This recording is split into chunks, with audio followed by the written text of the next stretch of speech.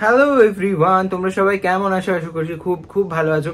পুজো দোরগোড়ায় করা নাচছে তোমাদের জন্য, তাই নিয়ে চলে আসলাম একটা রিয়েল নো মেকআপ লুক, যেটা করে কিন্তু পুজোয় ঘামে লাইনে দাঁড়িয়েও তোমরা মেকআপ দেখতে পারবে, গলে গলে পড়বে না। ওইসব গেট রেডি উইথ মির মতন লেয়ার ফাউন্ডেশন দিয়ে আজকে মেকআপটা আমি দেখাবো না।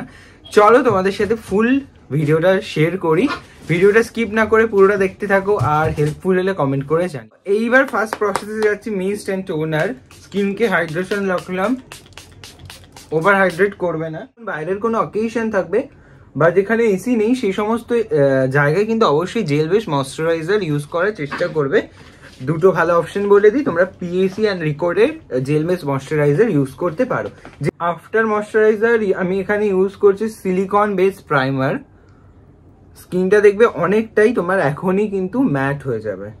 সিলিকন বেস প্রাইমার কিন্তু মেকআপকে ধরে রাখতে ভীষণ ভালো হেল্প করবে, অয়েলটাকে কিন্তু কন্ট্রোল করবে। তোমরা রিকর্ডের গ্রিপ প্রাইমার কিন্তু তোমরা এখানে ইউজ করতে পারো। ইউজ করার পর আমি এখানে কালার কারেক্টিং ইউজ করছি আঙুলের দ্বারা, যাতে আমার একেবারে পাতলা লেয়ার স্কিনের মধ্যে হয়।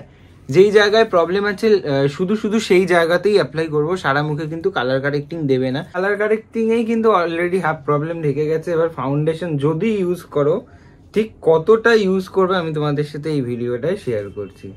হ্যাঁ, ওই ভিড়ের মধ্যে যদি ঠাকুর দেখতে গিয়ে মেকআপ করে থাকতে চাও, যদি মেকআপ স্টে করাতে চাও, তাহলে কিন্তু ঠিক এইটুকখানি ফাউন্ডেশনই ইউজ করতে হবে।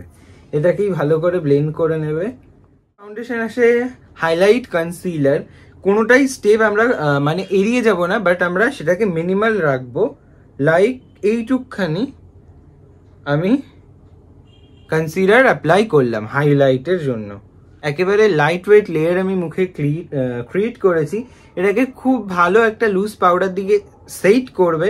After setting compact powder use করবে। একটা ওয়াটারপ্রুফ পাউডার দিয়ে মেকআপটাকে লক করবে, তখন কিন্তু ঘামলেও মেকআপ উঠে যাবে না।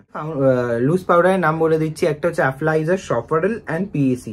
এখন আমি পিএসির একটা লুজ পাউডার ইউজ করছি এখানে। এই তিনটে লুজ পাউডারই কিন্তু waterproof loose powder. Compact and powder আমি এখানে গ্রিপ স্প্রে ইউজ করছি। একটা ব্রোনজার, পাউডার ব্রোনজার। দেখো ফেসের মধ্যে একটা ওয়ার্ম শেড এনেছে। ইউজ করছি পাউডার ব্লাশার।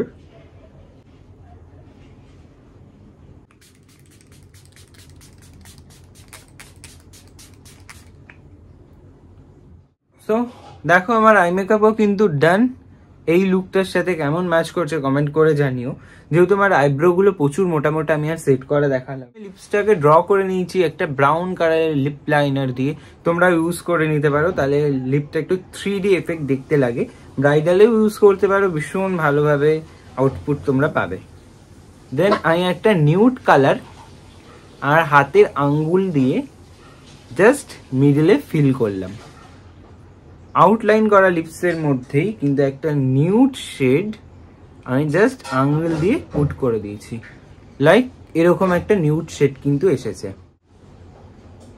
লিপ কম্বোটা আমার ভীষণ ফেভারিট, তোমরা দেখে নিতে পারো। ওয়েট কেন, আমার মেকআপ লুক কমপ্লিট, সামনে থেকে দেখিয়ে দিচ্ছি একেবারে। লিপস, আইজ, মেকআপ বেস সবটাই কিন্তু সাটেল রেখে আমি ক্রিয়েট করেছি তোমাদের জন্য এই মেকআপ লুকটা। ভীষণ ন্যাচারাল রাখার চেষ্টা করেছি। কেমন হয়েছে কমেন্ট করে জানিও। আর এই লুকটা করে তুমি বেরিয়ে যাও রাস্তায়, কেউ ধরতেই পারবে না যে মেকআপ তুমি করে এসেছো। আমার হাত অ্যান্ড ফেসের কালার তোমরা একটুখানি মিলিয়ে নাও কাইন্ডলি। সম্পূর্ণটাই কিন্তু এক রেখেছি। মেকআপ মানে এমন কিছু নয় যেটা তুমি নয়, মেকআপ মানে যেটা তুমি সেটাকে এনহ্যান্স করে তোলা। তো আজকের মেকআপ লুকটা তোমাদের কেমন লাগলো কমেন্ট করে জানিও। তো গেট রেডি উইথ মিটা কিরকম লাগলো, এই লুকটা তোমরা কিন্তু শাড়ির সাথে করতে পারো, ষষ্ঠী সপ্তমী ইউজ করতেই পারো, এই লুকটা ক্রিয়েট করতে পারো। আর অষ্টমীর জন্য কি লুক দেবো তোমাদের সাথে, তো সেটাও কিন্তু কমেন্ট করে জানিও। আজকের জন্য এখানেই শেষ করছি, টাটা।